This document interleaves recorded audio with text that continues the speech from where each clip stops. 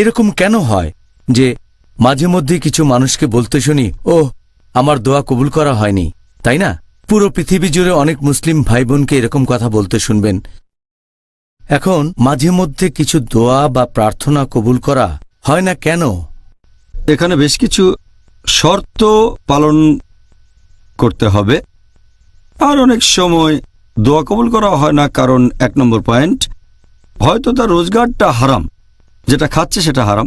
হতে পারে যে উপায়ে সে টাকা উপার্জন করছে সে ব্যবসাটাই হারাম, হয়তো লেনদেন করে রিবা, তার মানে সুদ, অথবা সে এমন ব্যবসা করে যেখানে ঘুষ দিতে হয়, অথবা সে এমন কোনো ব্যবসা করে যেখানে মিথ্যে বলা, প্রতারণা খুব স্বাভাবিক। এসব কাজ আসলে হারাম, তার মানে নিষিদ্ধ। এটা অন্যতম একটা প্রধান কারণ যে জন্য দোয়া কবুল করা হয় না। 2 নম্বর, হয়তো সে অন্য কাউকে অত্যাচার করছে, অন্য কারো উপরে হয়তো জুলুম করছে। 3 নম্বর, হয়তো সে ভালো কাজের নির্দেশ দেয় না আর খারাপ কাজে নিষেধ করে না, যেটা করা ইসলাম ধর্মে ফরজ। এছাড়াও কারো দোয়া কবুল হতে গেলে আরও কিছু শর্ত পূরণ করতে হবে। এই কারণে বেশিরভাগ দোয়া কবুল হয় না। একটা হচ্ছে যে আমরা এরকম বলবো না যে হে আল্লাহ তুমি চাইলে আমাকে ক্ষমা করো, হে আল্লাহ তুমি চাইলে আমাকে রহমত করো, অথবা হে আল্লাহ যদি চাও আমাকে লালন পালন করো। কারণ আমাদের নবী মুহাম্মদ সাল্লাল্লাহু আলাইহি ওয়াসাল্লাম বলেছেন, এটা আছে সহিহ বুখারীতে খণ্ড নম্বর 9 বুক অব তাওহীদ হাদিস নাম্বার 7/477। আমাদের নবী বলেছেন, তোমরা দোয়ার সময় এভাবে বলো না যে হে আল্লাহ তুমি আমাকে চাইলে ক্ষমা করো, হে আল্লাহ তুমি চাইলে আমাকে দয়া করো, হে আল্লাহ তুমি চাইলে আমাকে উদারতা দেখিও। কারণ আল্লাহ সুবহানাহু ওয়া তাআলা যা চান তাই করেন, তাকে আদেশ করতে পারবেন না। এভাবে দোয়া করাটা পুরোপুরি ভুল। এই ভুলটা অনেক মানুষই করে থাকে, সে কারণে তাদের দোয়া কবুল হয় না।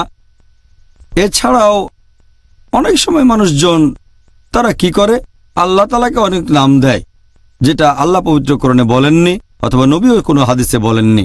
তাই আল্লাহ সুবহানাহু ওয়া তাআলাকে এমন কোনো নামে ডাকা যেটা আল্লাহ অথবা রাসূল বলেননি, এভাবে দোয়া করা সম্পূর্ণ ভুল। এরপরে অনেক লোক যখন দোয়া করে তারা অনেকের জন্যই তখন দোয়া করতে থাকে। যেমন ধরেন তারা বলল ক্ষমা করে দেন আমার বাবাকে, আমার দাদাকে, তারপর দাদার বাবাকে, আমার মাকে, আমার নানিকে, তারপর নানির মাকে, আমার চাচাকে, চাচিকে, এভাবে বিশাল একটা তালিকা বানিয়ে ফেলে। এর বদলে সংক্ষেপে দোয়া করবেন, বলবেন যে ক্ষমা করেন আমার পরিবারকে, আমার আত্মীয় স্বজনদের অথবা মুসলিম ভাই বোনদের, এটুকুই যথেষ্ট। এছাড়া মানুষজন আরও কিছু একটা ভুল করে যে তারা দোয়া করে শব্দ করে, উচ্চস্বরে প্রার্থনা করে। আল্লাহ বলেছেন পবিত্র কোরআনে সূরা আরাফ অধ্যায় নম্বর 7 আয়াত নম্বর 55 যে তোমাদের প্রতিপালককে ডাকো বিনীতভাবে এবং গোপনে।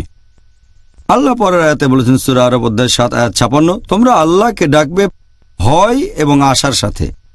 মানুষজন সাধারণত দোয়া করার সময় এই ভুলগুলো করে থাকে।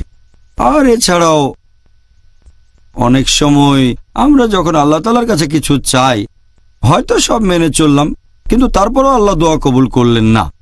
আল্লাহ পবিত্র কোরআনে বলেছেন সূরা বাকারা অধ্যায় নম্বর 2 আয়াত নম্বর 216 যেটা অপছন্দ করো সেটা হয়তো তোমাদের জন্য ভালো, আর যেটা পছন্দ করো সেটা হয়তো তোমাদের জন্য ভালো না। আল্লাহ জানেন, তোমরা জানো না। এখন একজন মুসলিম হয়তো আল্লাহ তাআলার কাছে দোয়া করতে পারে, হে আল্লাহ আপনি আমাকে দেন একটা মোটরসাইকেল বা BMW, 1000 সিসির BMW গাড়ি দেন। আর আল্লাহ দোয়া কবুল করলেন না, কারণ আল্লাহ জানেন যদি তাকে BMW দেওয়া হয় হয়তো জোরে চালাবে, তারপর তার অ্যাক্সিডেন্ট করে পা ভেঙে ফেলবে। এখানে আল্লাহ তাআলা আসলে দোয়া কবুল না করে তার ডাকে সাড়া দিয়েছেন। আল্লাহ সুবহানাহু ওয়া তাআলা তিনি তো সবকিছুই জানেন, ভবিষ্যতে জানেন। যেটা পছন্দ করেন সেটা হয়তো আপনার জন্য ভালো না, আল্লাহ জানেন কিন্তু আপনি জানেন না। জাযাকাল্লাহ খায়ের। তাহলে এর পরের প্রশ্নটাও খুবই প্রাসঙ্গিক যে আপনি কি দর্শকদের কিছু বিশুদ্ধ দোয়ার কথা বলবেন যেটা তাদের জন্য উপকারী, যে দোয়াগুলো তারা এই সময় করতে পারে? এরকম কয়েকশো দোয়া আছে যেগুলো বিশুদ্ধ।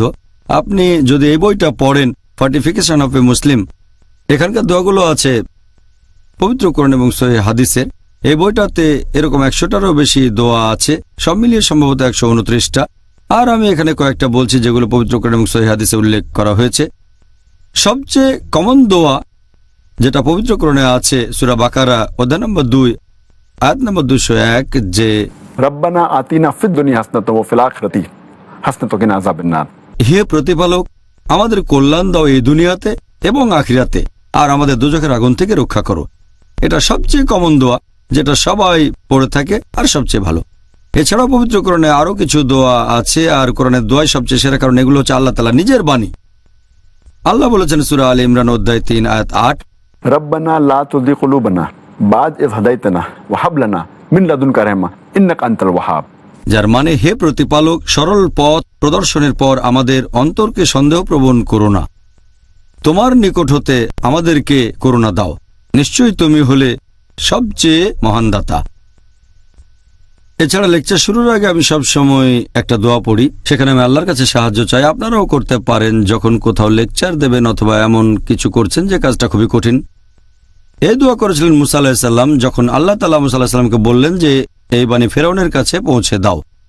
তাহলে পবিত্র কোরআনে সূরা তাহা অধ্যায় নম্বর 20 আয়াত 25 থেকে 28, रब्ब इश्रह ली सदरी व यस्सिर ली अमरी वाहलुल उक़दतम मिन लिसानी यफ़क़हू क़ौली। যার মানে হে প্রতিপালক, আমার বক্ষ প্রশস্ত করে দাও এবং আমার কাজকে সহজ করে দাও, আমার জিহ্বার জড়তা দূর করে দাও, যাতে তারা আমার কথা বুঝতে পারে। আমরা জানি যে মুসা আলাইহিস সালাম ছিলেন তোতলা, আর আপনারা অনেকে হয়তো জানেন যে আমিও ছোটবেলায় তোতলা ছিলাম, এখনো মাঝে মধ্যে তোতলায় আমি।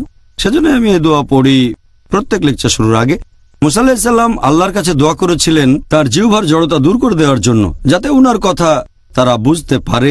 অনেক সময় দেখা যায় বক্তা এবং শ্রোতার মধ্যে একটা প্রতিবন্ধকতা তৈরি হয়েছে, তাই আমরা আল্লাহর কাছে দোয়া করব এই বাধা যেন দূর হয়ে যায়। তাই প্রত্যেক লেকচারের আগে আমি দোয়া করি যে দর্শক এবং আমার মাঝখানে কোনো বাধা থাকলে যেন দূর হয়ে যায়। এই হচ্ছে কোরআনের কয়েকটা দোয়া। এছাড়াও সহিহ হাদিসেও বেশ কিছু দোয়ার উল্লেখ আছে। একটা সহিহ হাদিস আছে তিরমিজিতে, এছাড়াও আছে সহিহ ইবনে হিব্বানে। আমাদের নবী বলেছেন, যদি কেউ বলে সুবহানাল্লাহি ওয়া বিহামদিহি, যার মানে সকল গৌরব এবং সমস্ত প্রশংসা আল্লাহর, তখন আল্লাহ বেহেশতে সেই লোকের জন্য একটা খেজুর গাছ রোপণ করবেন। আরেকটা হাদিস উল্লেখ করা হয়েছে সহিহ মুসলিমে, বুক অব জিকির, হাদিস নাম্বার 6509। আমাদের প্রিয় নবী মুহাম্মদ সাল্লাল্লাহু আলাইহি ওয়াসাল্লাম বলেছেন যে কেউ যদি বলে সুবহানাল্লাহি ওয়া বিহামদিহি, সকল গৌরব এবং প্রশংসা আল্লাহর, এটা যদি 100 বার বলে, তাহলে রোজ কিয়ামতের দিনে এর চেয়ে ভালো আর কিছুই থাকবে না। এটাই সবচেয়ে ভালো, যদি না কেউ একই রকম দোয়া অথবা এর চেয়ে ভালো কোনো দোয়া করে। এরকম আরেকটা হাদিস আছে সহিহ বুখারীতে, খণ্ড নম্বর 8, হাদিস নাম্বার 6405। আমাদের প্রিয় নবী মুহাম্মদ সাল্লাল্লাহু আলাইহি ওয়াসাল্লাম বলেছেন, যদি কেউ এটা বলে সুবহানাল্লাহি ওয়া বিহামদিহি, সকল গৌরব এবং প্রশংসা আল্লাহর, এভাবে 100 বার বলেন, তার পাপ ক্ষমা করা হবে, এমনকি যদি তার পাপ সমুদ্রের ফেনার সমানও হয়। এছাড়াও আরো হাদিস আছে, আরেকটা হাদিস আছে সহিহ মুসলিমে, হাদিস নাম্বার 749। যখন তোমরা মুয়াজ্জিনের আযান শুনবে, তারপর নামাজের সময় যখন বলবে যে আমি সাক্ষ্য দিচ্ছি অন্য কোনো উপাস্য নেই আল্লাহ সুবহানাহু ওয়া তাআলা ব্যতীত, তার কোনো শরীক নেই, আর নবী মুহাম্মদ সাল্লাল্লাহু আলাইহি সাল্লাম আল্লাহ সুবহানাহু ওয়া তাআলার বান্দা এবং রাসূল। আমি আমার প্রভুকে নিয়ে সন্তুষ্ট, মানে আল্লাহ সুবহানাহু ওয়া তাআলা, আমি আমার নবীকে নিয়ে সন্তুষ্ট মুহাম্মদ সাল্লাল্লাহু আলাইহি সাল্লাম এবং আমার দ্বীন ইসলাম নিয়ে। যদি কেউ এই কথাগুলো বলে, তার পাপ ক্ষমা করা হবে। এছাড়া আরো হাদিস আছে, যেমন ধরেন 5 ওয়াক্ত ফরজ নামাজের পরে আমরা বলি সুবহানাল্লাহ অথবা আলহামদুলিল্লাহ বা আল্লাহু আকবার, যদি 100 বার বলেন তাহলে পাপ ক্ষমা করা হবে। আরেকটা হাদিস আছে, সাধারণত ফরজ নামাজ শেষ হওয়ার পরে আমরা বলি अल्लाहुम्मा अंतस सलाम व मिनकस सलाम तबारकता ज़ल जलालिल इकराम। আর भ्रमণের সময় যদি থাকেন কোনো যানবাহনে, যেমন প্লেনে অথবা গাড়িতে ইত্যাদি, আর আমাদের নবী যে দোয়াটা পড়তেন যে सुबहानल्लज़ी सखर लना हाज़ा व मा कुन्ना लहू मुक़रिनीन व इन्ना इला रब्बिना मुनक़लिबून। তাহলে এই হলো কয়েকটা দোয়া যেগুলো পবিত্র কোরআন এবং সহিহ হাদিসে উল্লেখ করা হয়েছে।